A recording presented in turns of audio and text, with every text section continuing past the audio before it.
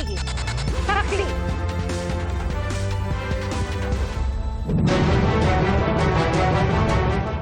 Mga kapuso, bago sa saksi. Ngayong halos nangangalahati ng Fire Prevention Month, sumiklab ang malaking sunog sa isang residential area sa Pasay City. Isang residente ang patay habang nasa 50 pamilya ang apektado. Saksi live, si Jamie Santos. Jamie?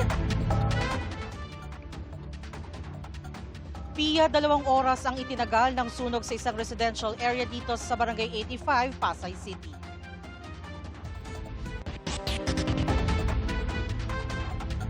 Mag-aalas 6 ng gabi nang sumiklab ang sunog sa residential area sa P. Villanueva Street, Barangay 85, Pasay City. Sa kuhang ito, kita ang laki ng nilalamon ng apoy. Ang kapal ng usok na bumabalot sa mga bahay. At nagngangalit na apoy, pinagtulungan apulahin ng mga bombero. Mabilis na kumalat ang apoy sa magkakatabing bahay. Sinubukan pa raw ng barangay na apulahin ng sunog gamit ang kanilang fire equipment pero di na ito kinaya. Usok pa lang po. Ngayon, nung pag-akyat ko, biglang may pumutok. Yung pumutok na yon, kasama na yung apoy. Dahil sa lakas ng apoy, itinaas ang unang alarma pagsapit ng 5:59 ng hapon. Ilang minuto lang ang lumipas, nasa ikalawang alarma na ito. Dahilan para mas maraming fire truck at bumbero ang rumispondi sa lugar.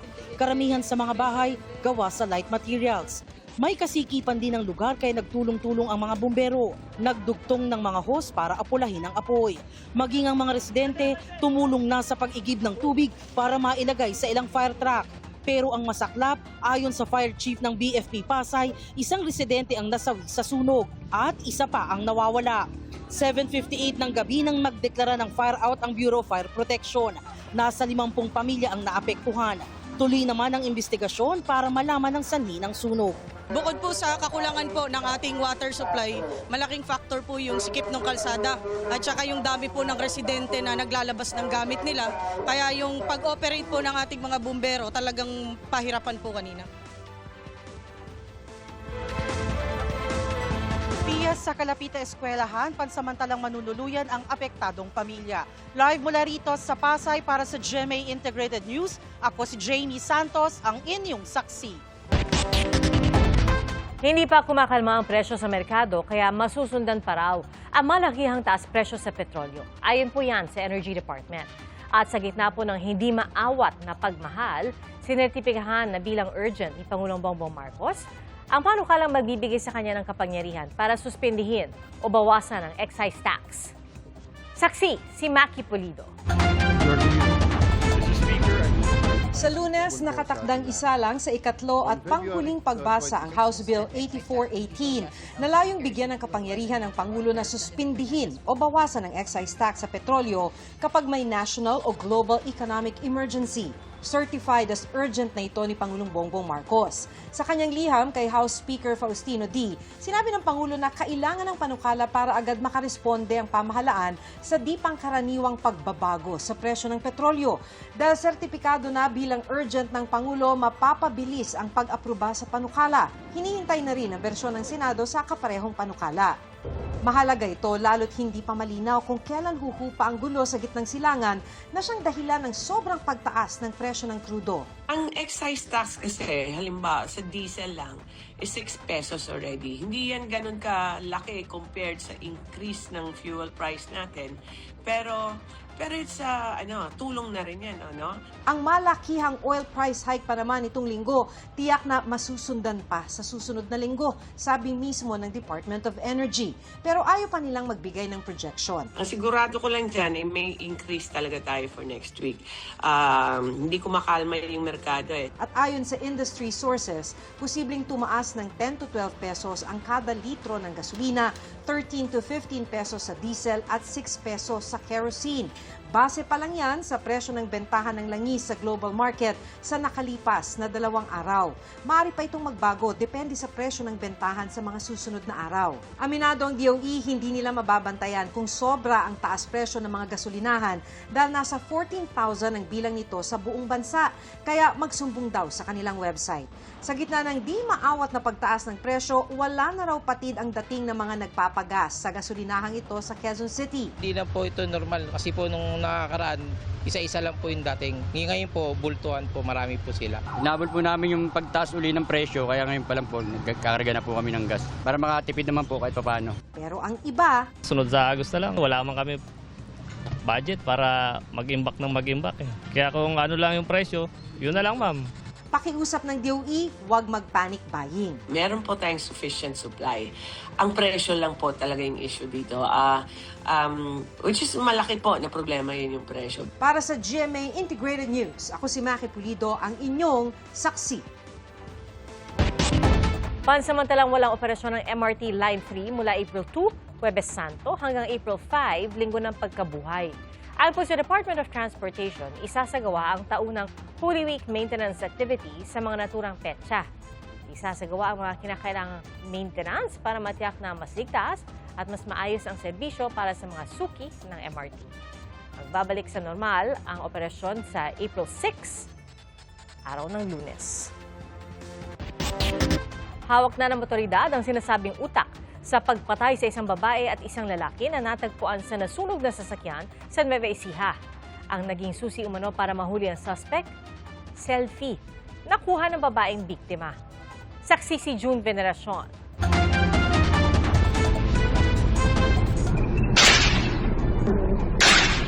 Magkasunod na putok ng baril ang umalingaw-ngaw sa bahaging ito ng barangay Sinasahan, Peñaranda, Nueva Ecija noong Lunes. Kasunod niyan, isang individual na nakasuot ng itim ang nakita sa CCTV na lumakad palayo sa pulang kotse na nakahinto sa gilid ng daan. Sinalubong siya ng isa pang individual at sabay silang umalis. Ilang saglit lang, bumalik ang nakaitim na individual sakay ng isang tricycle at may kinuha. Nilapitan niyang muli ang kotse at tila may ibinuhos sa loob. Bago ito sinilaban, muling sumakay ng tricycle ang lalaki saka umalis. Sa loob ng pulang kotseng yan, nadiskubre ang mga sunog na bangkay ng isang lalaki at isang babae. Meron po silang tama po sa likod na po. Meron po tayong dalawang fired cartridge case na nakuha ng Soko. Caliber 45. 2 araw matapos yan, naaresto sa Isabela ang babaeng utak umano ng krimen. Kasamang naaresto ang kanyang asawa at 2 tauhan. Yung primary suspect po natin, we're filing case for murder. And then doon sa 3 po na yung asawa at yung security, magiging accessory po sila. Ang naging participation lang po nila is inarbor nila yung suspect. Ayon sa pulisya, naging susi sa investigasyon ang larawang kuha ng babaeng biktima bago siya pinaslang. Kasama niyo noon sa backseat ang isang lalaki at isang babae. Female victim po natin yung nag-selfie, sir. Kasi naging habit niya po na mag-send ng selfie sa asawa niya sa US every time na may lakad po sila, which is napakalaking tulong po dito sa investigation natin. Ang lalaki namang biktima, nadamay lang umano matapos mapakiusapang magmaneho. Base sa investigasyon ng PNP, magkaibigan ang babaeng biktima at ang primary suspect. May utang daw ang suspect sa biktima, kaya ito ang nakikitang posibleng motibo sa krimen. Lumalabas sa investigasyon na isinanla umano ng babaeng biktima ang kanyang apartment sa halagang 5 milyong piso. Ang kalahati ng pera, ipinahiram umano niya sa primary suspect. Pero dahil hindi na umano mabayaran, binalak nilang ibenta na lang ang apartment. Ibebenta na po sana nila that time para mabayaran nila yung pagkakasangla nila. And then meron pa silang gain na 5 million. Meron po ba talaga prospective buyer? Kunwari lang po, sir. Talagang pinagplanuhan na po na ganun yung gagawin. Tinutugis pa ang isa pang suspect na kasama noon ng primary suspect, pati na ang driver ng tricycle na ginamit sa pagtakas. Sinusubukan pa naming makuha ang pahayag ng pamilya ng mga biktima. Para sa GMA Integrated News, ako si June Veneracion, ang inyong saksi. Sa Martes na ipapamahagi ang 5,000 pisong ayuda para sa mga kwalipikadong tricycle driver sa Metro Manila. Susunod na mabibigyan ng cash aid ang mga jeepney driver. Saksi, si Ian Cruz. Ika nga sa kasabihan, kapag maiksi ang kumot, matutong mamaluktot. Kaya ang jeepney driver na si Jerry, kahit dati ay pilit ng pinagkakasya ang kinikita sa araw-araw, pero ngayong sumipa ng husto ang presyo ng petrolyo, di na raw niya alam kung paano pa sasapat ang dating kulang na. Kahit nang pang-ilalim to, hindi na ako nakakabili. Nag-uumpisa ako alas 5, alas 6. Tatapos ako ng minsan, 11, 11:30, alas 12. Nangangamba siyang baka mapilitan siyang pahintuin muna sa pag-aaral ang kanyang bunsong na anak na grade 9. Ang isa pang jeepney driver na si Elmer nagbabalak munang iuwi ang pamilya sa Cagayan de Oro. Kung magtuloy-tuloy ganito nga po ang presyo kasi tataas pa rin ng tataas, mabuti pa, mag-construction na lang muna kami. Kasi hindi namin kakayanin sa taas ng presyo ng diesel. Iuwi ko muna sa probinsya yung mga pamilya ko. Dahil kahit pa paano, hindi kami umuupa ng bahay. Malaking dagok talaga para sa mga tsoper ang mahal na krudo. Kaya ang ilang driver sa Malolos, Bulacan, mas pinipiling huwag munang mamasada. Hiling nila, maipatupad ang taas pasahe. Ayon sa Department of Transportation, patuloy pang pinag-aaralan ng LTFRB ang mga petisyon. Hanggang 2 pisong dagdag pasahe ang gusto ng ilang transport groups. Siguro sapat na yung 2 piso na idadagdag para nang sa ganun ay malaking tulong na rin sa ating mga tsuper. Kung titignan po natin, limos po ito di ba? Kung i-compute natin yung pagtaas, sudden increase ito. Sakaling mapagbigyan ito, sapul na naman ang mga ordinaryong commuter. Mababawas po yun syempre sa budget po namin, sa baon namin, sa mga materials po para sa school, ganon, mga projects. Maladomino nga ang epekto ng pagmamahal ng krudo. Sa La Trinidad, Benguet, kung nooy dagsa na raw ang mga turista pagsapit ng Marso para sa Strawberry Festival, matumal daw ang dating ngayon ayon sa mga nagtatrabaho sa mga strawberry field. Wala ganong customer na pumunta dahil mahal daw ang pamasahe at ang gasolina ay mahal. Talagang matumal, pati bentahan.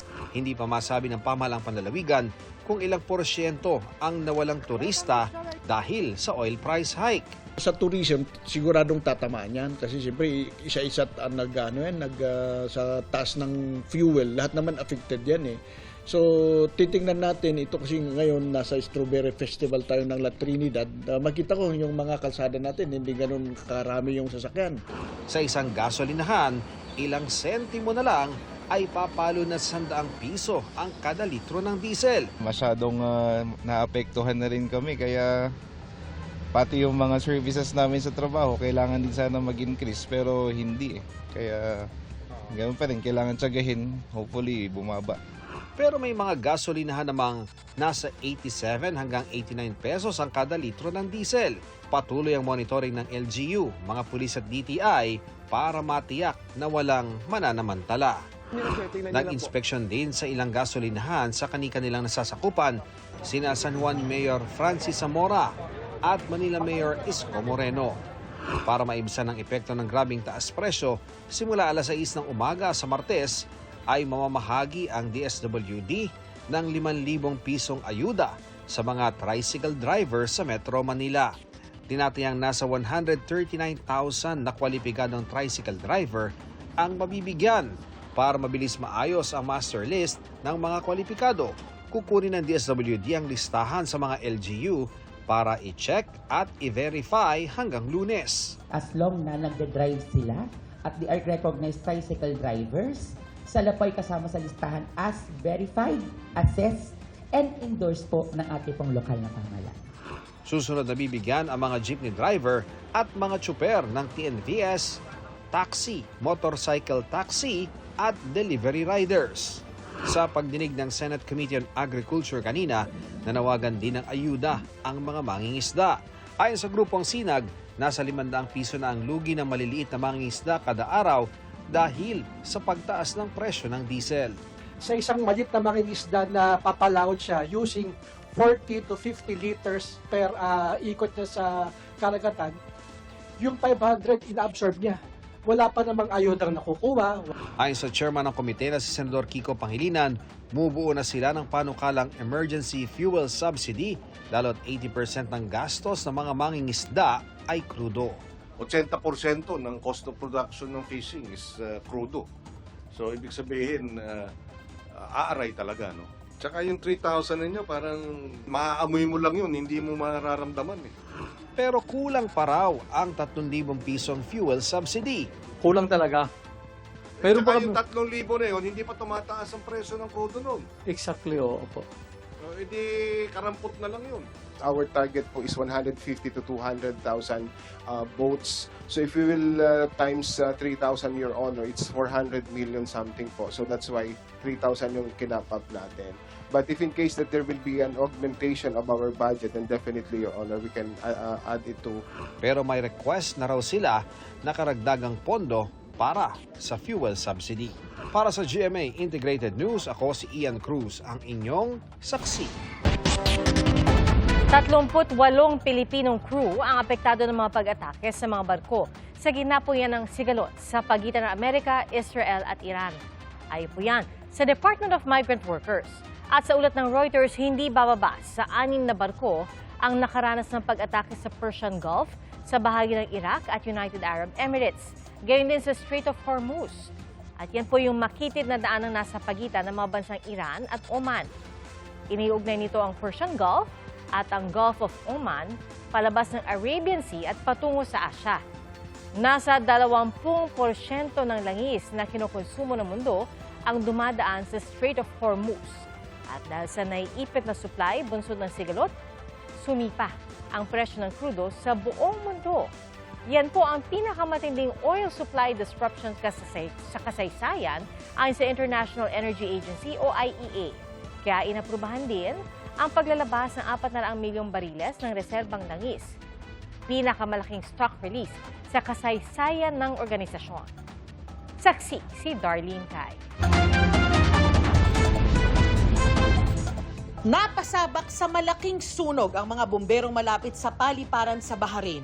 Ayon sa gobyerno ng Bahrain, pinuntirya umano ng Iran ang mga fuel tank sa isang facility sa Muharraq madaling araw ngayong Huwebes. Kagabi, inatake din ang 2 fuel tanker sa katubigan ng Basra, Iraq sa bahagi ng Persian Gulf. Batay sa mga ulat, mga Iranian boat na kinargahan umano ng pampasabog ang ginamit laban sa 2 tanker na nagkakarga ng langis. Isa ang patay. Nagtigil operasyon na ang mga oil port ng Iraq habang patuloy ang operasyon ng mga commercial na pantalan. Bago ito, 4 pang barko ang inatake sa Persian Gulf at sa Strait of Hormuz, ang makipot na daanan ng mga barkong nagkakarga ng langis mula sa Middle East. Giit ng militar ng Iran, hindi sila papayag na may makalusot na langis na para sa Amerika, Israel o mga kaalyado nito. Kahit anong barkong may cargo o langis na para sa mga naturang bansa ay ituturing daw ng Iran na lehitimong target. Mensahe ng Iran sa Amerika, maghanda daw na umabot ang langis sa $200 per barrel. Batay pa sa mga ulat, pinatamaan din ang mga drone ng imbakan ng langis sa Salalah Port na nasa timog na bahagi ng Oman. May mga bumagsak ding drone sa Dubai. Sa Tel Aviv, Israel, muling in-intercept ang mga missile na galing umano sa Iran. Nagpaabot ng pakikiramay si Israeli President Isaac Herzog sa naulilang asawa ng Pilipinang nasawi sa isa sa mga pag-atake. Ayon sa Defense Minister ng Israel, palalawakin ang operasyon nila sa Lebanon kasunod ng pag-atake sa Israel kagabi ng Hezbollah na kaalyado ng Iran. Ayon sa International Energy Agency, nililikha ngayon ng kaguluhan sa Middle East ang pinakamalaking oil supply disruption sa kasaysayan. Dahil sa pagkakaharang sa Strait of Hormuz, inaasahang babagsak ng 8 million barrels kada araw ang global supply ngayong Marso, nakatumbas ng halos 8% ng kinokonsumong langis ng daigdig. Sa gitna ng pag-atake ng Iran sa mga barko sa Gulf region, muling tumaas ang presyo ng langis sa world market. Inaprubahan na ng member countries ng IEA ang paglalabas ng 400 million barrels ng reserbang langis para maibsan ang taas presyo. Ito raw ang pinakamalaking stock release na inaprubahan nila mula nang itayo ang IEA noong 1974. Ang Amerika maglalabas ng reserbang 172 million barrels bilang bahagi ng napagkasunduan sa IEA. Nagsabi ring maglalabas ng oil reserves ang Japan. Ayon sa DMW, may mga Pilipinong tripulante na kumpirmadong apektado ng mga pag-atake. 21 Pinoy seafarers ang sakay ng isang tinamaang barko, 17 naman ang sakay ng isa pa. 38 in all are safe and they're headed for safe port. And we are in touch with the manning agency and the ship owner in terms of bringing them to safer port and also other measures that will ensure their safety. Also reaching out to the families as instructed by the President in terms of assuring them of this good news, reassuring news.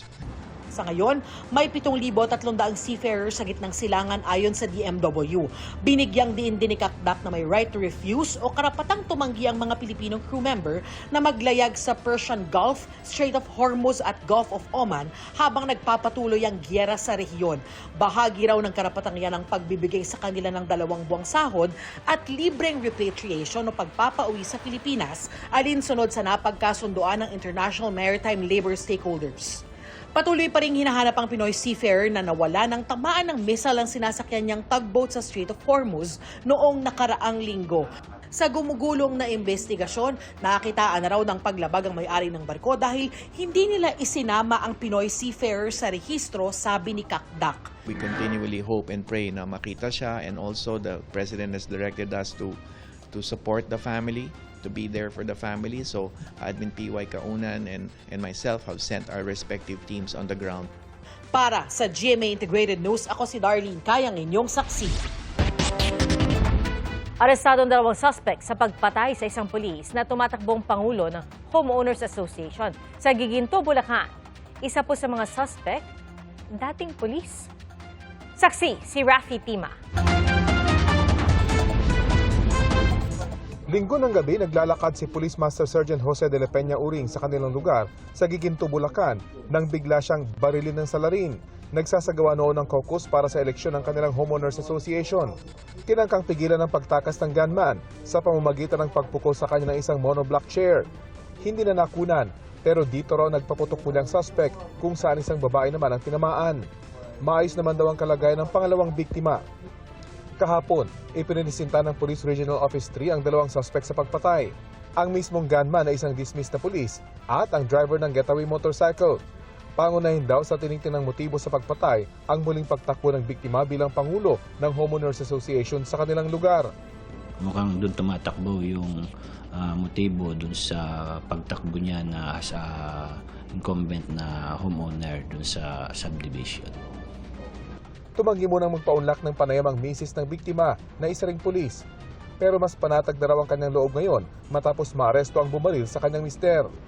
Wala naman daw natatanggap na banta sa kanyang buhay ang biktima na miyembro ng Bulacan Police Provincial Office Intelligence Unit. Pero ilang araw bago ang pamamaril, may napansin daw ang asawa ng biktima. May napapansin daw siya na ilang araw na may umiikot at umaligid dun sa kanyang bahay. Ayun po, hindi na nila na-report sa atin. Sabi nga, dapat na i-report natin kagad na mayroon ganito kayo. Pero binaliwala nila kasi alam naman, subdivision at maraming din tao. Na-inquest na kanina ang 2 suspect sa kasong murder. Isang John Doe rin ang kasama sa mga kinasuhan dahil hinahanap pa raw ng mga pulis ang nag-utos ng pagpatay sa biktima. Para sa GMA Integrated News, Rafi Timang inyo, saksi. Inalis bilang kalihim ng Department of Tourism si Cristina Frasco. Ayon sa Presidential Communications Office, mula sa Department of Tourism, itinalaga si Frasco bilang Presidential Advisor for Sustainable and Resilient Communities. Pansamantalang pamumunuan ni Undersecretary Verna Buensuceso ang kagawaran bilang Officer in Charge.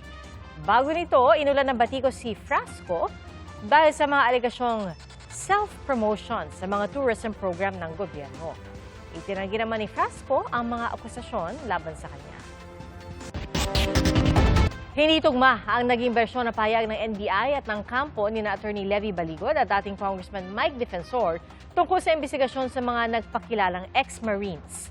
Git ni Defensor, hindi sila dapat ang iniimbestigahan kundi ang mga umano'y nakatanggap ng mali-maletang pera.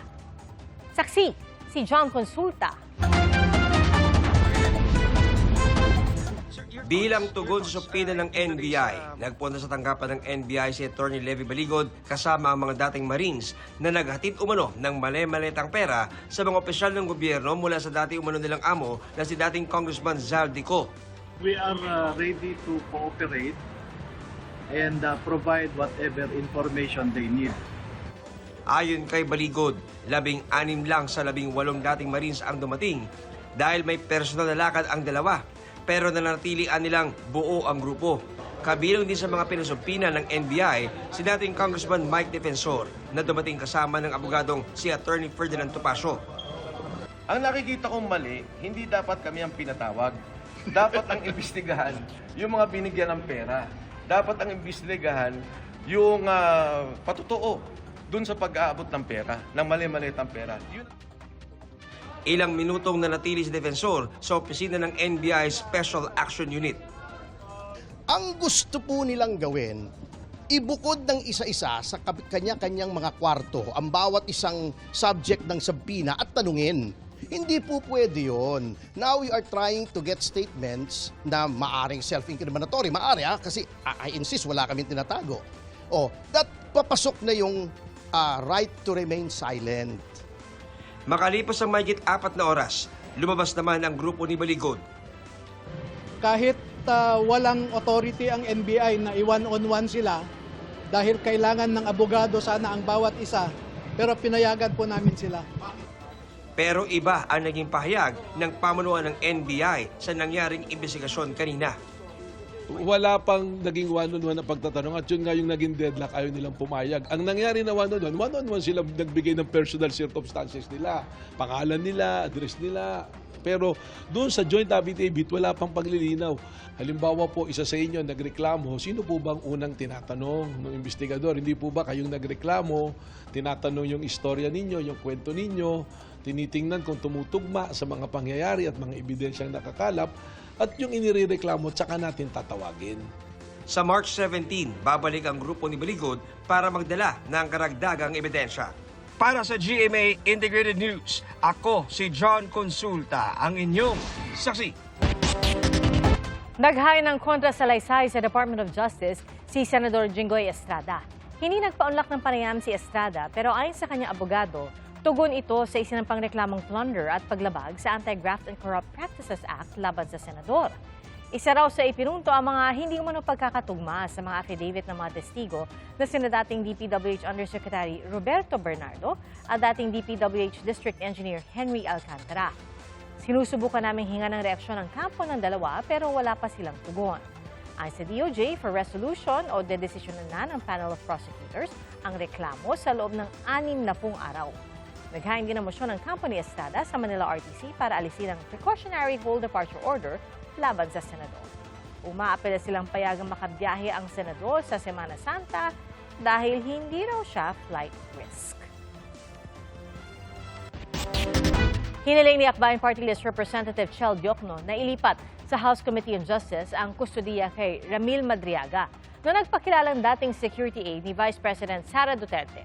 Ayon kay Diokno, dahil yan sa banta umano sa buhay ni Madriaga na nakakulong ngayon sa isang BJMP facility. Ang tugon po dyan ng company Vice President Duterte sa pagsaksi ni Tina Panganiban Perez. Sa formal na sulat na ipinadala sa House Committee on Justice, nagmosyon si Akbayan Representative Chel Diokno na ilipat sa komite ang kustodiya ni Ramil Madriaga. Si Madriaga ang nagpakilalang dating security aide ni Vice President Sara Duterte na nagsabing naghatid siya ng milyong-milyong pisong pera sa ilang individual sa utos umano ng bise. Dati nang sinabi ng bise na hindi niya kakilala si Madriaga at hindi siya kailanman naging tauhan ng DepEd at ng OVP. Isinumite ni Diokno ang sulat matapos sabihin ng BJMP na may banta umano sa buhay ni Madriaga na nakabilanggo ngayon sa BJMP facility dahil sa kasong kidnapping.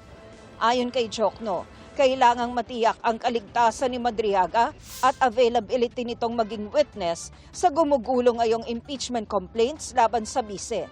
Precisely why we want to make sure that he can come before the committee so that we can assess kung talagang ano ba yung alam niya bilang personal knowledge niya at kung talagang kapaniwala siya.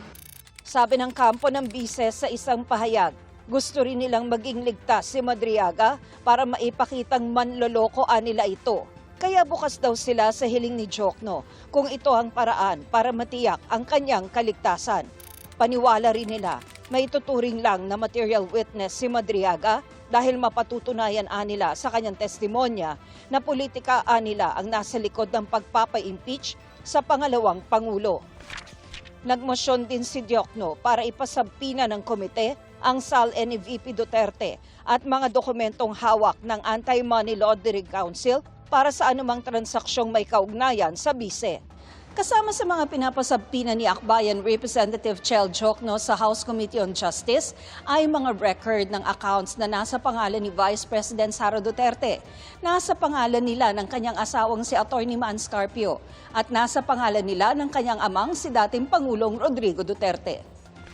Nauna rito, naghain ng mga abogado ni VP Duterte ng appearance ad cautelam sa House Committee on Justice para ipakilala ang mga tatayong abogado sa impeachment proceedings. Ayon kay committee member Congressman Terry Ridon, posibleng may conflict of interest sa mga abogadong sina Atty. Michael Powa na dating spokesperson ng DepEd at Atty. Reynold Munsayang na dating Assistant Secretary for Procurement ng DepEd dahil posible silang maging mga witness sa impeachment proceedings.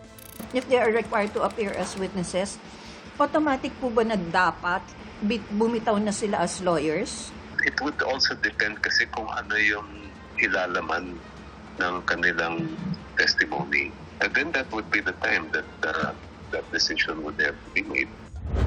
May hanggang Lunes si VP Duterte para maghain ng sagot sa mga impeachment complaint laban sa kanya.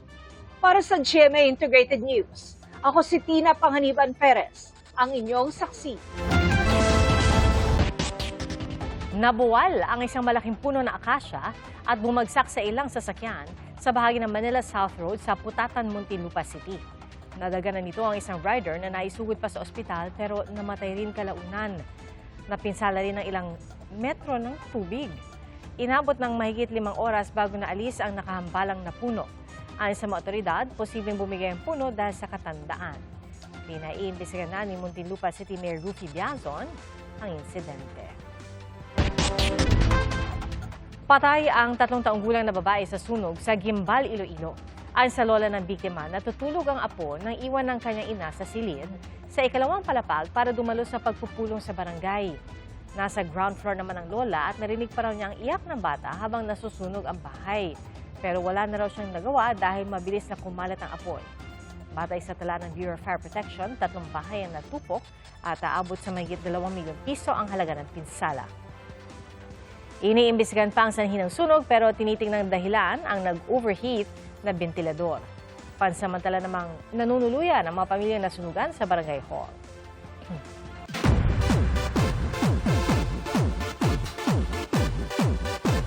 Mapapanood na po sa Kapuso Action Series na Never Say Die si PBB Celebrity Collab Edition 2.0 second big placer Heath Hernales. Nakapag-taping na si Heath at aminadong naninibago sa set. Pero nakatulong daw na pamilyar siya sa production team at una pa niyang naka-eksena si Rahil Birya na nakasama niya sa mga batang Riles. Gusto rin daw niya maka-eksena si Jillian Ward. Kung ano ang role ni Heath, yan ang dapat abangan. At looking forward din si Heath sa mas marami pang maaksyong proyekto at reunion project kasama ang co-housemates sa bahay ni Kuya. Napapanood ang Never Say Die sa GMA Prime bago ang The Secrets of Hotel 88. I'm hoping po na makatrabaho po sila lahat. And that would be like super fun po.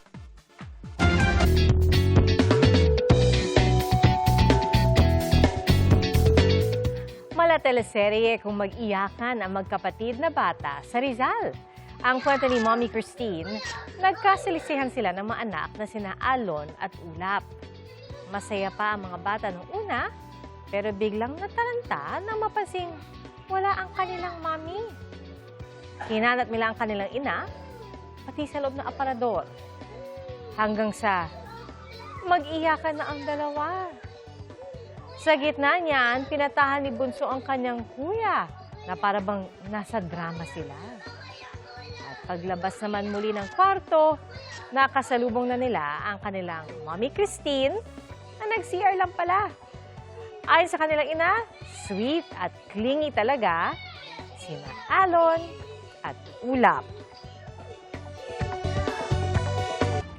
Salamat po sa inyong pagsaksi. Ako po si PR Kanghel para sa mas malaking misyon at sa mas malawak na paglilingkod sa bayan. Mula sa GMA Integrated News, ang News Authority ng Pilipino, hanggang bukas, sama-sama po tayong magiging saksi. Mga kapuso, maging una sa saksi.